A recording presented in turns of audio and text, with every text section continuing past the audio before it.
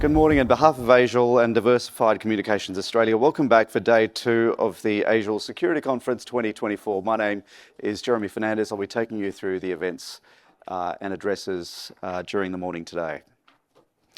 Let's begin day 2 with an acknowledgement of country of the traditional custodians of the land on which we meet, the Gadigal people of the Eora Nation. We continue to value their custodianship of country and culture and pay respects to elders past and present. Let's begin with the first session, a panel discussion about future security, how customer-focused innovation is driving the future of security. That is the title of the event you'll find in your app and through which you can submit your questions. The pace of technological advancements is revolutionising traditional practices. There are operational efficiencies to be gained and security challenges to address. At board level, the appreciation for this is propelling investment in innovation, agility and resilience.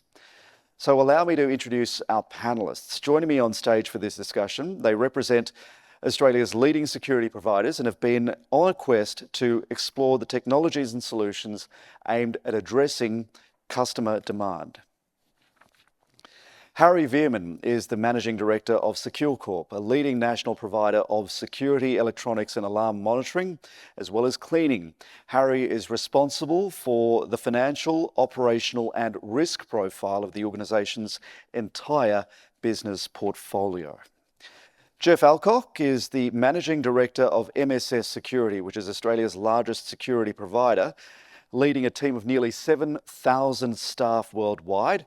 MSS Security's portfolio of clients include major federal and state government agencies.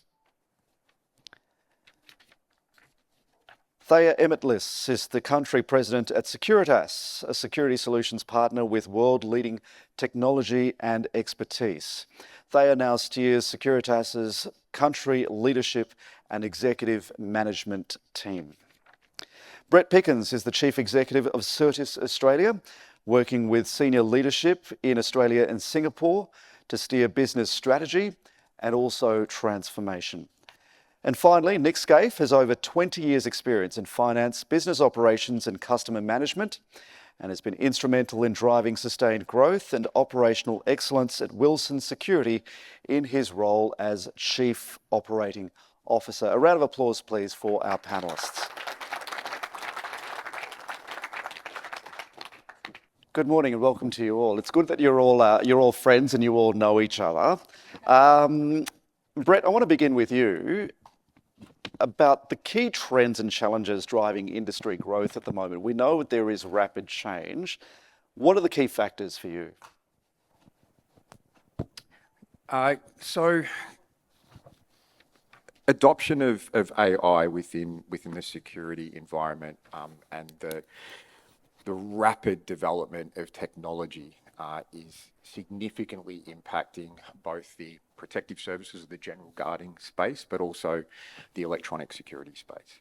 But one of my key concerns that's impacting growth would be the nationalisation or at least the standardisation at a national level of licensing and training across the organisation, across the country. And that's not just within the general guarding environment either. That extends into information security and security consultancy as well. Harry, for you, what are the key challenges and trends? The trends are that security of the electronic security is developing really quick. And you see a trend towards being mitigate risk, but also to become more proactive. And the challenge in that is a bit what Brett said as well, is that the end users, I've got the feeling that they can't keep up with the development of the technology. And the risk in that is that we probably don't get all the usage out of the technology that's available. So there's a shortage in training, as Brett said, and then the licensing is part of that as well. And another challenge I see on the customer level, where you look at governance and processes. I think if you look at enterprise risk, I think it's important for customers to understand what their enterprise risk is, especially when implementing new, implementing new technology. And I think you need to be ready for that. You need to have a good look at enterprise risk assessments, at privacy impact assessments before you implement new technology. And I think being prepared for that, I think, is key. And I see a big challenge in that for the industry, that combination between what technology can do and what you can do from an enterprise risk perspective. Nick, for you? Yeah, I think Harry raises a really good point about the importance of governance. I think what we've seen, or certainly what I see in terms of what's driving the industry and driving the growth, is in respect to that compliance focus. And we've absolutely seen that being driven from the board down. And when you combine that with the introduction of new legislation, I think one of the speakers yesterday was talking about the SOCI Act, or the Security of Critical Infrastructure Act. When you combine that increased focus on compliance together with new legislation, that's absolutely going to drive demand. There's probably a socio-economic layer to that as well, in terms of aspects like the impact of drug and alcohol abuse on the community. We've all seen, no doubt, the rise of occupational violence and aggression. I remember when I interviewed to join the MAND, or the physical security business, I was talking to the then CEO, and I said, what is the biggest threat to your workforce from a health and safety perspective? And his response was, strangely, slips, trips and falls. These days, occupational violence and aggression, or OVA, is by far and away the number one mechanism of injury that we see. And we're investing significantly in our high-risk sectors, which are retail, transport and healthcare, to make sure our staff have the right training. I think that the second piece, from a growth of the industry, from a new sector or vertical perspective, you just look around the show in terms of IoT, artificial intelligence, machine learning, Gen AI, all these things are driving increased demand for data centres. And so we're seeing significant growth in that vertical for both guarding and electronic security. Thea, security has become a critical business risk for boards. How is that shaping customer demand and understanding of the landscape? Well, as security risks evolve, this is increasing awareness as to how integral robust security measures are, and really important that organisations start to really build business resiliency, and how important it is to strengthening their reputation. So as this awareness has now started to shift client demand towards more integrated security solutions, which better protect their people, property and assets.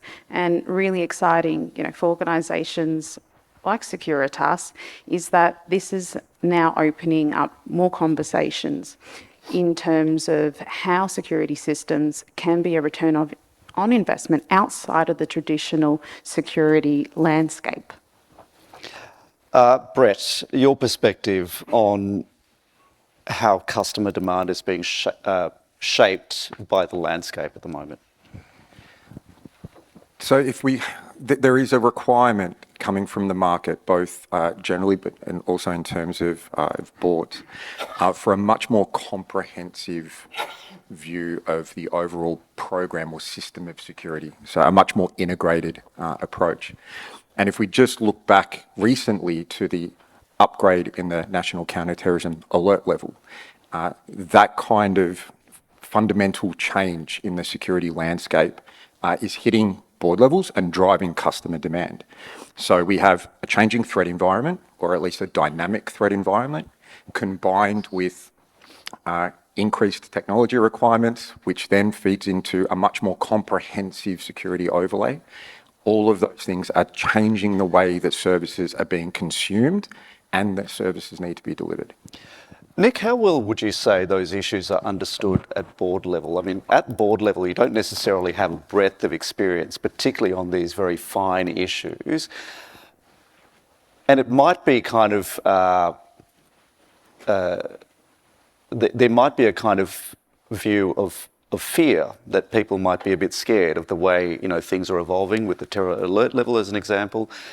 How do boards kind of digest that risk profile and respond to customer demand? I think you just need to look at the composition of boards now. I was talking to Thea earlier, so full disclosure, accountant by trade. When you look at where the risk function used to sit at a board level, it used to sit with finance. It was audit and risk. That risk function has now been separated completely. It's not just about the financial landscape. You're seeing that grouped in or separated out completely or aligned now with the ESG function. So, the prevalence of C-suites in relation to sustainability and other risk functions. So that's, I think, to answer your question, there's a much better appreciation now, and that's by virtue of the function of these boards.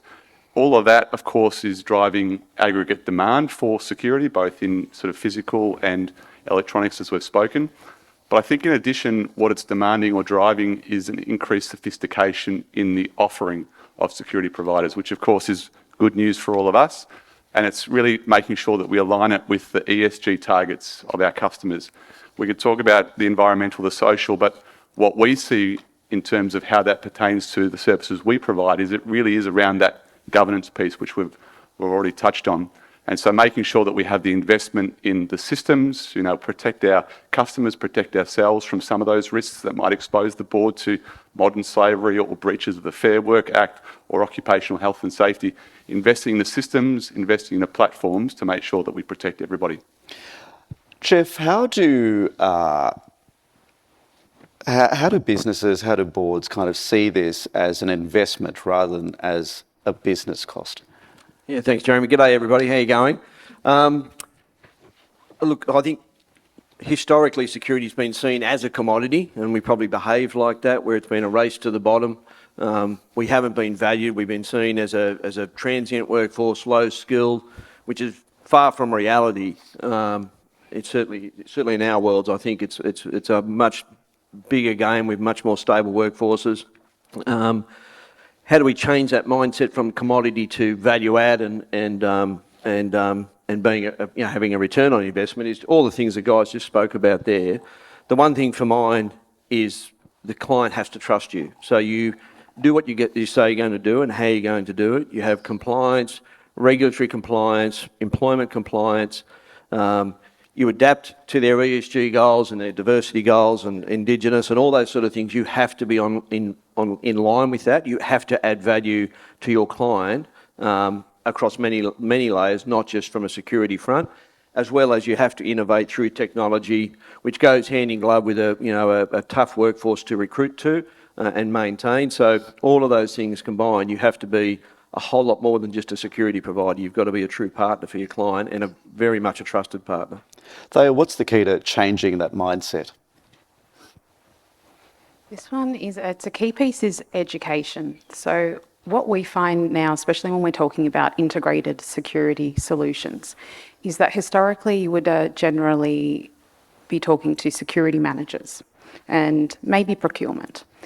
The landscape has now changed. When you're talking about integrated security solutions, so where you are combining human and computer intelligence, generally electronic security, and taking advantage of other emerging technologies, there is engagement of other departments, whether it's the marketing department, whether it's a loss prevention department, whether it's HR. Then you're also engaging with the C-suite as well in order to better understand what are their key risks in their business, what are key strategic areas for improvement so that you can align your technology offering to what it is that they're striving for. So whether it is their ESG goals, there are systems out there and there are solutions that can help reduce their carbon footprint. If you're talking the retail environment, Nick has already alluded to slip, trip and falls. And so when you're having a look at what kind of systems can help detect and help prevent that from happening, but also now we're installing systems that help in a retail space. It can tell you, it can heat map what are your hottest areas in terms of sales. It can tell you your peak period, so you know how much staff you need every Saturday morning. What are those trends and analytics? And it's about really listening to the client, their needs. There's also cost pressures. And a lot of this technology, it isn't cheap. It is expensive. So it's really understanding what their CapEx and OpEx budgets are and how you can deliver a holistic solution by combining all of the needs together. And this means that you need to bring in teams from all different angles and disciplines into your organisation to build this. It's not just one discipline anymore.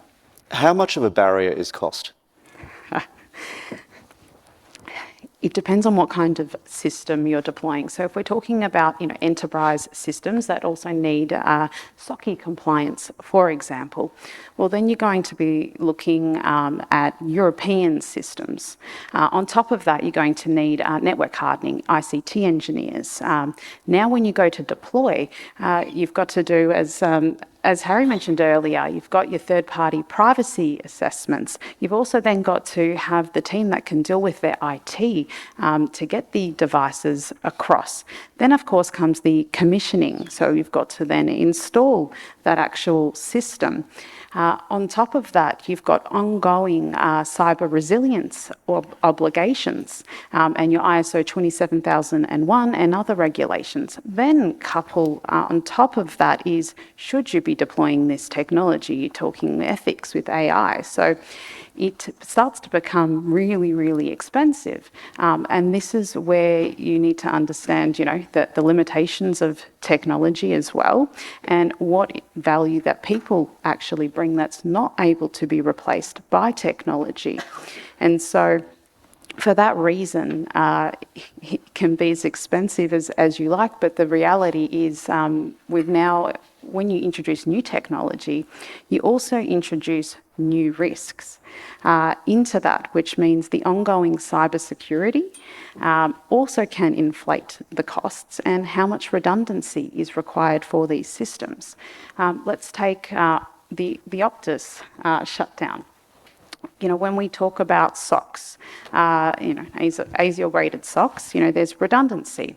But how many people thought that they also needed dual SIM redundancy on IoTs and sensors to interconnect back in there? So that's really important now for organisations to understand what their business resiliency is, what's important, because these outages are going to be more frequent, whether caused by a glitch like we had with the Microsoft blue screen, or whether caused by a cybersecurity threat actor who are also using technology and Gen AI to attack the systems. Harry, that's a really great segue to my next question around how fast the technology is emerging around AI, IoT devices, drones, automated facial recognition, surveillance tools. How is that reshaping the industry? Quicker than we like. Yeah. So and you see that in the people businesses as well. And we all started off with as a people physical security. We were all developing into technology more or less. We've got you see more and more security companies that have got a monitoring center or an electronics division, or move into cyber or in the ICT way. And I think we do that because we want to keep up. We want to get the knowledge in the business so that we can implement it on our sites, but also operate it on our sites. And I think that is where a lot of the development is. If you look in the hall behind you and you see all those exhibitors, it's hard to keep up what they do, what's in the back end of their systems, how it impacts your security environment on the sites that you manage. So then that enterprise risk department is very important. And I've already said it, don't want to hammer on it, but we need to start, and for our board as well, and just to make sure that we are across our compliance and risk commitments. It's the reason why we really invest into that enterprise risk area. I think the technology is developing so quick, and then we're actually stopped by the regulation that sits around it. And I think that's the biggest hurdle. And that is something that we're struggling with on a day-to-day basis with the implementation of new technology, but also in the education of our staff. Chef, I was going to ask you, how do you keep up? Well, you try and keep up, and you do your best to keep up. There's also, just to add to Harry's point, there's also client appetite for risk as well. So we need clients on board with this stuff because they're going to fund it ultimately. They're very nervous about where the data's held, who's got access to the data, whether this is going to be cost neutral for them, or whether you're still going to have a response capability as well if you're talking about physical security.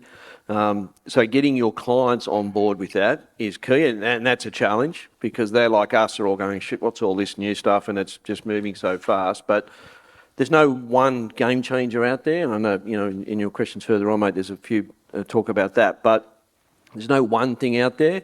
And we're all looking to steal a little bit of time off each other because the evolution of this stuff is so fast. What you've got today that's leading won't be leading tomorrow. So if you invest big today, is that the wrong investment? So there's all that caution that sits there as well. Bottom line is you've got to get your clients on board with this stuff as well. Otherwise, you won't adopt it. Just very quickly, I know we've got a session a bit later on about the legal aspects of all of this, but what Harry mentioned around governance and compliance, how much is that an issue when you're kind of trying to keep up with technologies that are not necessarily governed and the law hasn't really kept up? Well, for us, we can't go there. We have to be compliant with whatever legislation applies. So whilst, and that, that could be around cyber, that could be around data, could be around access, as you said, AI, all of those types of stuff as well. So for us and for any security company, going back to that trust factor, you can't operate outside the existing regulations. You can prepare for that and you can try and influence that. ASIAL does a pretty good job in trying to influence regulations around that area, but we just can't go there. You can't be too far ahead of the race. You also see is that I find that it's not a criticism, but that a lot of the AI systems that are available, they're good, but they're not 100% accurate yet. They're really in a development phase, and we're promoting them the industry is promoting them as being good and they can do everything, they're easy to use and all that sort of things. But we really find that we're not there yet, especially if you want to operationally use it. Yep. I've always told, if you get to 70%, you're actually doing pretty all right in your AI as a trusted source. So you still need your people, but the development is going so quick and it's really exciting. So I think in a couple of years, 5 years, we'll certainly be there. And hopefully we can make the legislation, change that a little bit so that we can use it to the full extent. But it will take a little bit of time. So I think we're in that phase where a lot is developed. Now it needs to be fine-tuned before it really can do what it should do. Brett, to what extent then should we anticipate that AI is going to replace human work? That's going to be complex. I don't envisage in the short to medium term that AI or Gen AI will completely take over the physical delivery of security services from a manpower perspective. In the short to medium term, there's an augmentation that's absolutely critical. If we just think about, I'm going to show my age now, but the change from sort of analog CCTV to digital CCTV, and the ability that gave control room operators within high-rise commercial buildings or other locations to get better signals-based intelligence. Yeah, they were able to get more information. That actually didn't reduce the amount of manpower required. It actually increased because as the more signals-based intelligence was coming through, you had more to filter and then respond to. The benefit of Gen AI and the AI stuff that's coming through now is providing a decision-making layer or a filter over all of the signals-based intelligence that's coming through. That then enables the human at the center to start using grey matter to be able to start making more effective decisions. So I think there's going to be a reduction in the requirement of manpower over the short to medium term, but it's not going to take over.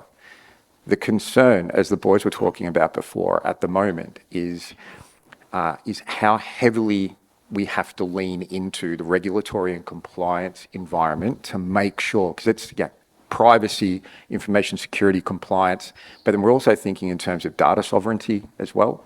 Not a lot of these systems, you need to make sure these systems are being held and housed in Australia.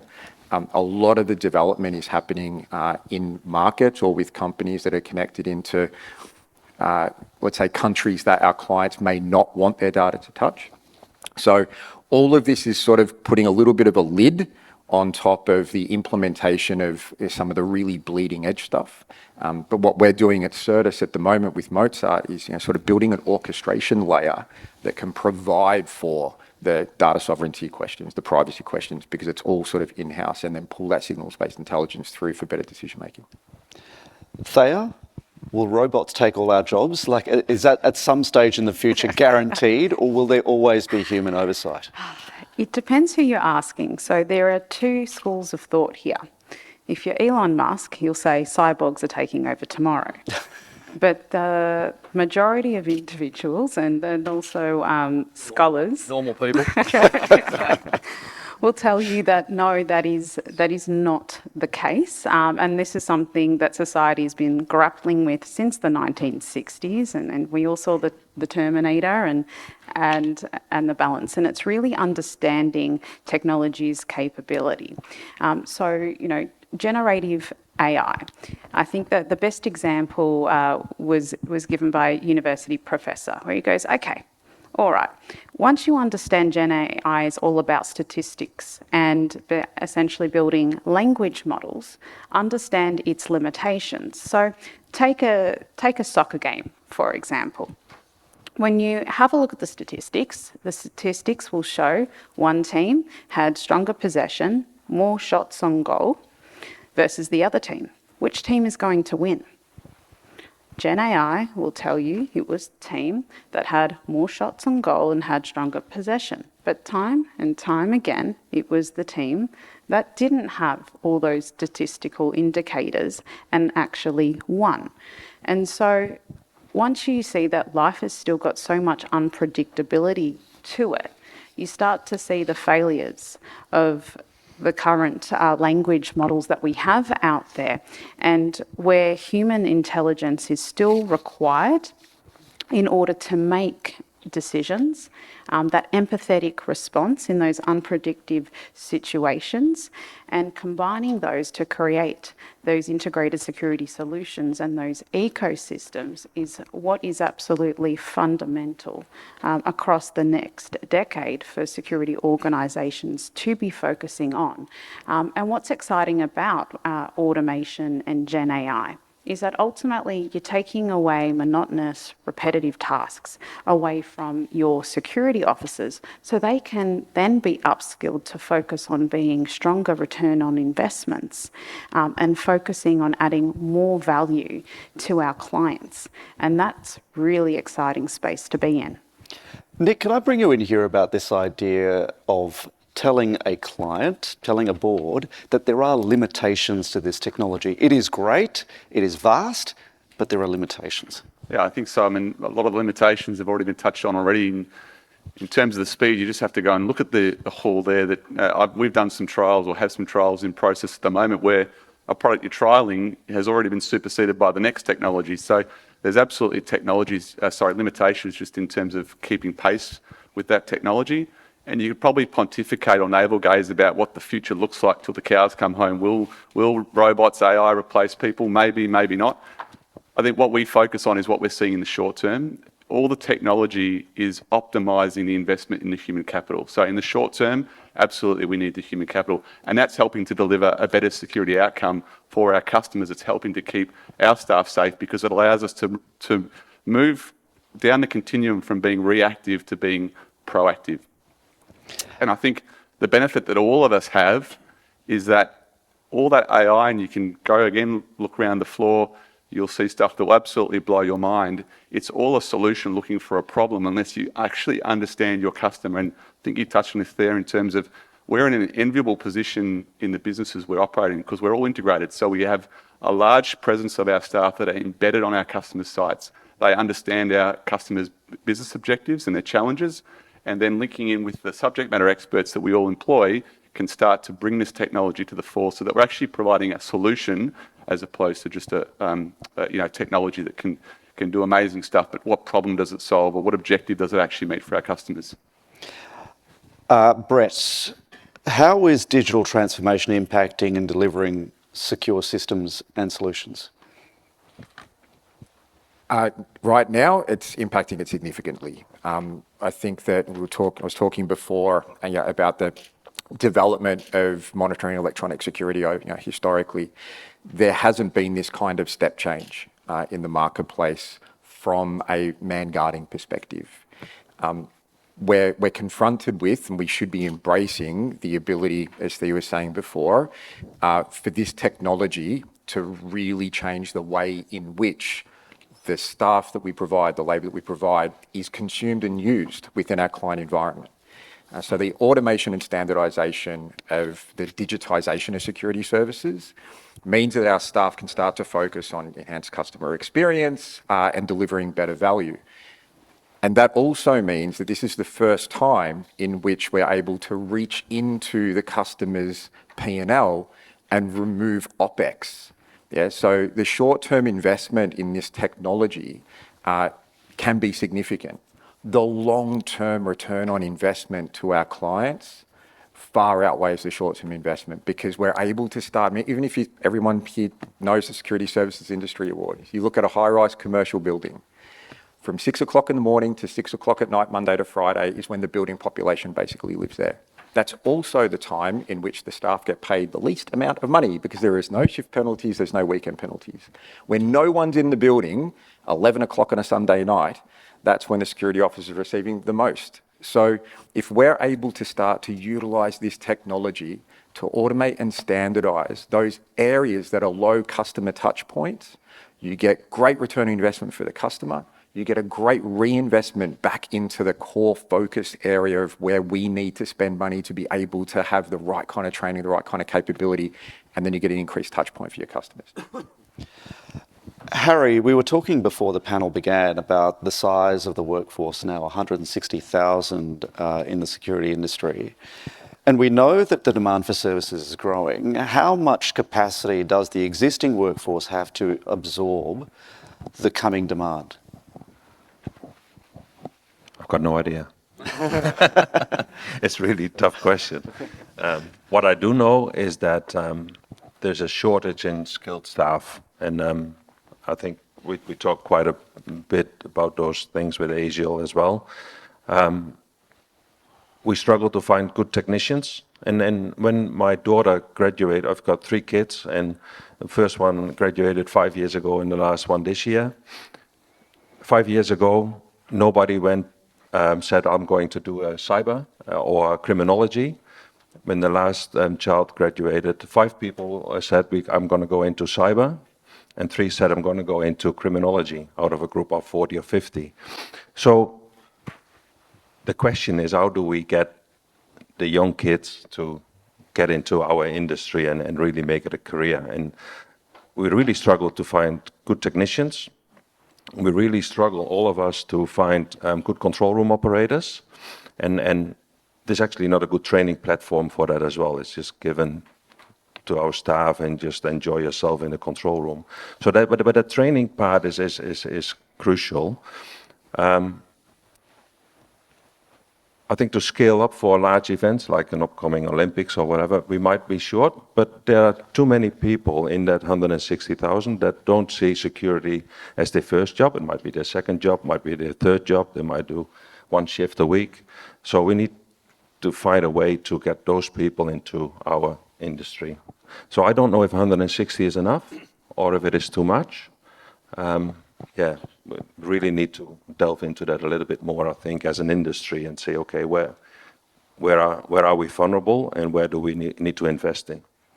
Jeff, why is that pipeline not there? I wonder if you have any thoughts on how to create that pipeline, considering the scale of demand. Yeah, look, as Harry said, sadly, people generally don't see security as a career. They see it as maybe a stopgap or a step change while they go through university or whatever. It is absolutely can be a career, and I look inside our business and we've got security officers that have been with the business for 30 years, 40 years, and they've had a wonderful career. They're customer service orientated. I think Harry's right. I think the future for the workforce lies in the younger people, getting them out of school, the ones that don't want to go to university or whatever, and giving them a genuine career path, proper training. That's the answer, I think, is lies in the youth. How you do that through scholarship programs and whatnot, and for a security officer, as we probably all know, that there's a fair barrier to entry to get into the market. If you just want to be a security officer, you got to go and park your bum in a classroom for at least a couple of weeks where you don't get paid for that. You've got to pay for the course fees, then you've got to pay a licence fee, which varies from state to state as well. So there's, you're talking $2,000 or $3,000 in a couple of weeks of your time to be a security officer. That in itself is an enormous challenge, and I think we all do a little bit of scholarship work where we pay for that type of stuff and try and offset that type of cost for our staff to come into the industry. Then it's our challenge to keep them and get our return on investment as well. So removing those barriers or lessening those barriers, lifting wage, making it a more career-orientated industry is what we all need to do as an industry to be able to drive our workforce. So I agree with Harry. I don't think 160,000 is enough. Whilst tech will take some of that out, I think, I don't think it'll go hand in hand with demand. Demand will move faster than what tech will pull people out. This, Jeff, is a fairly immediate problem for Australia. We've got a number of major world events taking place in the next few years. The AFC Women's Asian Cup 2026, Rugby World Cup 2027, ICC Men's T20 World Cup 2028, the World Masters Games 2029, Brisbane 2032. Where is that surge capacity going to come from?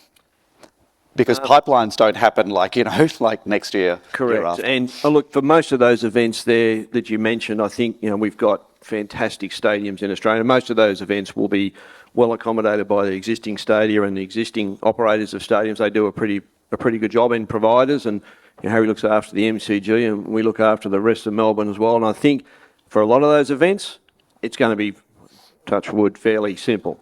The Olympics is next level, and that's going to be a challenge. And we saw it with the Com Games, and I'll shout out to ASIAL, the approach that ASIAL took there, along with the organisers, to go to industry with a combined model, clearly laid out expectations and rules of engagement and all that type of stuff, delivered a fantastic Com Games up there, I think, to be honest. The Olympic Games are going to be next level on that as well. We need to start planning now as an industry and an organisation. For everybody probably aware, a security licence only works in the state that you operate in, so you're not going to have whatever you need in Queensland. There's not going to be enough security officers up there, so you've got to import them from interstate or create them. So you're going to have to create a nice, clean, simple pathway for new people coming in the industry for that 2 or 3 week event, and the para is on top of that. And you're going to have to import a lot of people from within Australia, because I don't think you're going to get it from overseas, to be able to go and work in those games. And it's a challenge. It's 2 or 3 weeks out of someone's life, and they think, it's pretty attractive. I'm going to go up to the Olympic Games. They probably won't see an event, to be perfectly honest. They'll be looking at the crowd. They won't be looking at the field. So that's going to be an enormous thing. It's 8 years away. We need to get our act together pretty bloody quick. Just a reminder that you can submit questions through the app, and if you prefer to ask a question in person as well, we've got some roving microphones. We've received one from Joshua Mayer. As the standards of manned guarding is increasing, are you as businesses finding it challenging to find the right employees? What would it take to get a better baseline of guards in the industry? Who wants to take that one? Yeah. Brett, go ahead. Yeah, I'll start. There is no reliance on the market to supply the right baseline of employee. As I think all of us operate in some really complex, very dynamic client environments with high expectations, it's up to us to build that capability internally. The bureaucracy attached to industry training, broad-based industry training, and then licensing, etc., is a huge impediment if we were going to rely on the market to deliver to us a baseline. So the amount of investment in training, resource allocation and physical investment, just to get our staff up to a standard that is now able to be utilised in these complex environments is, I think, what we're all focused on a daily basis. Nick? Yeah, I think so. I think certainly investment of training, certainly in investment in capability. The guys have touched on, how do we raise the profile of the industry? How do we create the mindset that it's not just a job, but you can carve out that career here?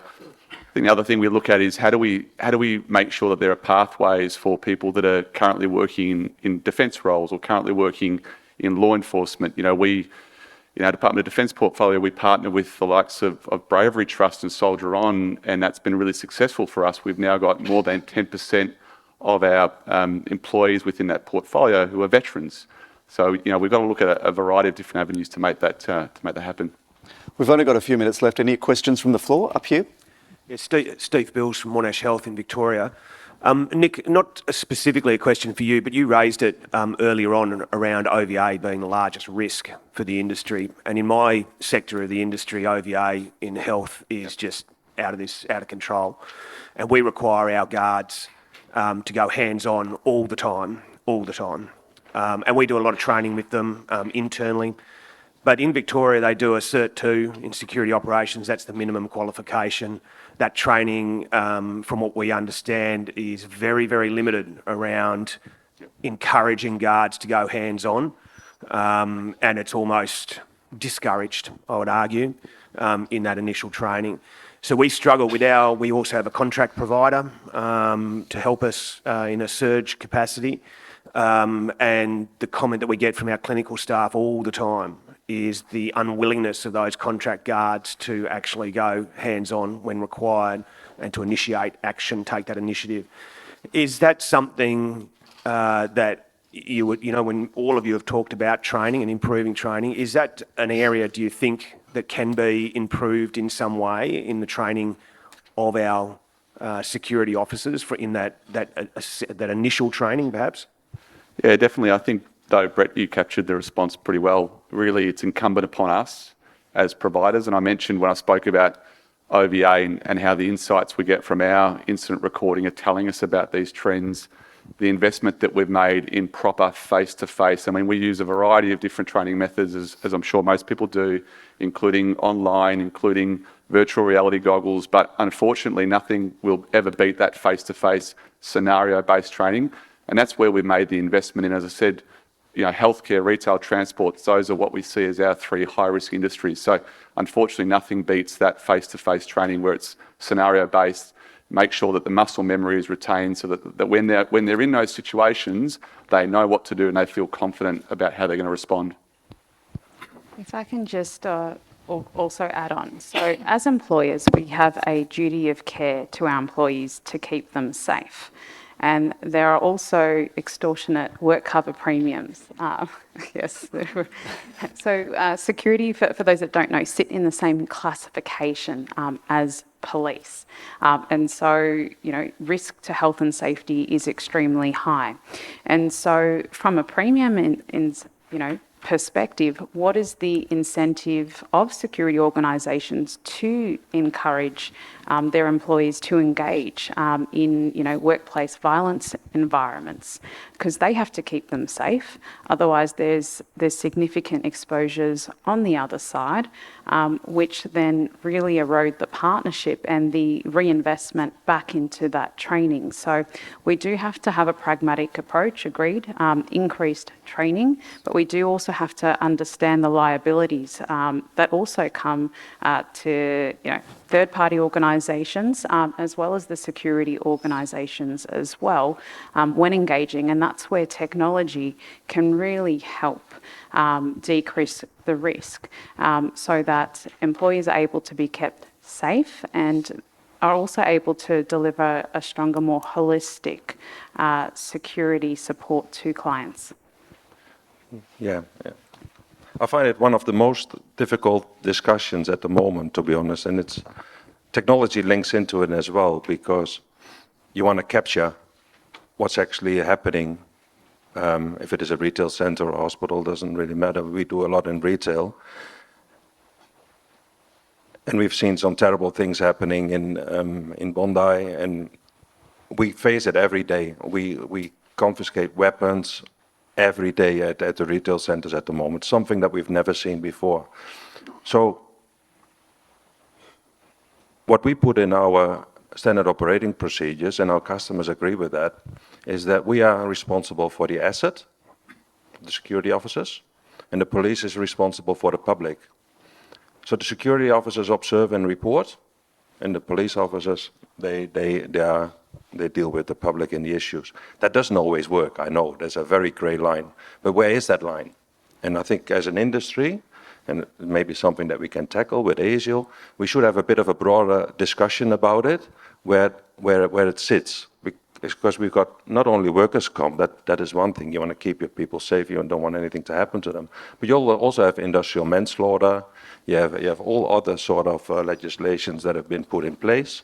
And that's a worry, that keeps me awake, and hopefully one day a robot will take over my job, then I can go sailing in the Mediterranean, would be fantastic. But old mate's job, though. No? No, that hasn't worked out so well lately. So what we see at the moment is that technology can help us quite a bit in the man-down devices, the lone worker devices, the body-worn cameras, the step-proof vest, but also the cameras and the AI and just picking up what the normal eye doesn't really see. So it becomes a sort of a predictive AI that we are looking at, and mainly focused, and a lot of the technology that's rolled out is just to mitigate risk. It's a defense. It's a sort of a defense mechanism at the moment, just to keep things. And a lot of our security officers see it as a negative. They say, "Are you watching me all the time?" But it's actually something to protect our security officers and to help them if something happens. So I find it a really good question, and I really struggle with it as in my position on what the right answer would be for your question. But it also comes back to staff selection, and we do a number of contracts, particularly health, where hands-on is an everyday occurrence. And it's not for everybody. Regardless of what you pay them, it is not for everybody. So you've got to get the staff selection right. They've got to have the right mindset for it. They've got to understand that's what they're up for. And then a bucket load of really good training and ongoing training as well. And a very supportive team, and having a client that supports all that investment and the time and energy required to make sure that the staff are on board and capable whenever you need them, that's the key. It is bloody hard work, I have to say. When I read some of the reports from our business, I go, look what our staff are doing, and I know what they get paid, and I think, wow, would I do that? And so hats off to them. On that note, we have to wrap it up. We have one more question. If you'd like to, yep, absolutely, go ahead. And I can pose the question without an answer. I just want to plant the seed. My name is Graham Coleman. I work for the Queensland Police Service, and I have the lead for the state government in Queensland for the Olympics 2032 security. Back in 2018, this builds a bit on what Jeff said a moment ago. Back in 2018, the organising committee for the Gold Coast Commonwealth Games struggled to get 4,000 security guards together for the Commonwealth Games. Worked really well in the end, and I support what you said about the work that ASIAL did for that. For the last 2 weeks in Paris, they used 17,000 per day with a peak of 22,000.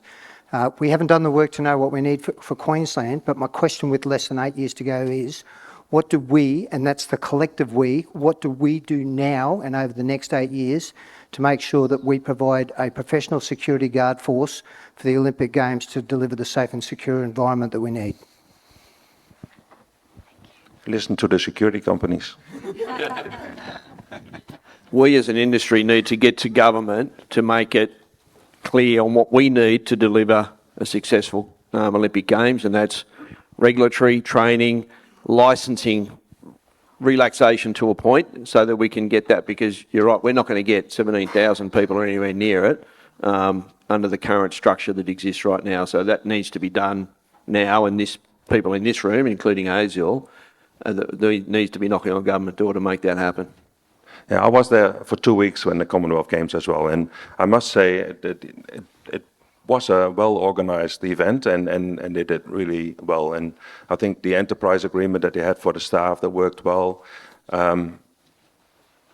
But all the sites were not managed by security professionals that understand security officers. I think that was one of the feedback in the sessions after the event. So I really would like to encourage you, I said it a bit cheeky, but I really would like to encourage you to make contact with the industry and look at what went well and what went wrong in that event. A lot of it was around the facilities and the organization around the events, around the actual guarding positions. But to get 10,000 guards or even more in Queensland, this is a big challenge. Yeah, it's going to be a big challenge for everyone. At the same time, we all want to be involved, because in the end, you will pull our security officers our security officers will be pulled from their normal post if we're not careful. And we just want to stay in touch with our security officers while they are away for a period of time. And at the same time, we need to make sure that our current customer base also gets looked after. So it's a very difficult one for the security companies as well to say, well, are we going to get involved in providing the service, or are we going to look after our own guard force sits in the middle, and they will be in a bit of a conundrum on what to do. So we want to stay in touch with that, and I think that's roughly, but that's why the security companies in general are happy to assist, but would be good if we can do it a little bit more together. Yeah, I think that in the short term, like the immediate term, there's three things we need to focus on. That's regulatory, logistical, and then market. And from a regulatory standpoint, I would encourage the Olympic organisers as well as ASIAL to engage with government and create a Olympic-specific clearance, training and licensing process. Yeah, just licensed security officers specifically for the Commonwealth Games within a very specific set of taskings. And I'm not talking about watering down licensing, but I'm talking about making it easier to scale up 20,000, 15,000, 10,000 new market entrants that won't continue to utilise that new skill set in the future. Yeah, so they're coming in for the Olympic Games, and they're probably going to exit. A vast majority would exit the industry post-Com Games. From a logistical standpoint, they're not necessarily going to come from Queensland. So we really have to start thinking now about how that drawdown from the rest of Australia will impact the market in terms of our normal business operations as well, because most of us would prioritise the customers that are committed to us over something really short term, even if it's for the broader good of the nation. So yeah, we need to get licensing sorted. We need to think logistically around how this is going to go. And then we really need to have a conversation with you in terms of market impact. All right, if there are no more questions from the floor, let's wrap it up. Please thank the panel, Harry Veerman, Jeff Alcock, Thea Imitlis, Brett Pickens, Nick Scaife. Thank you all very much. Thank you.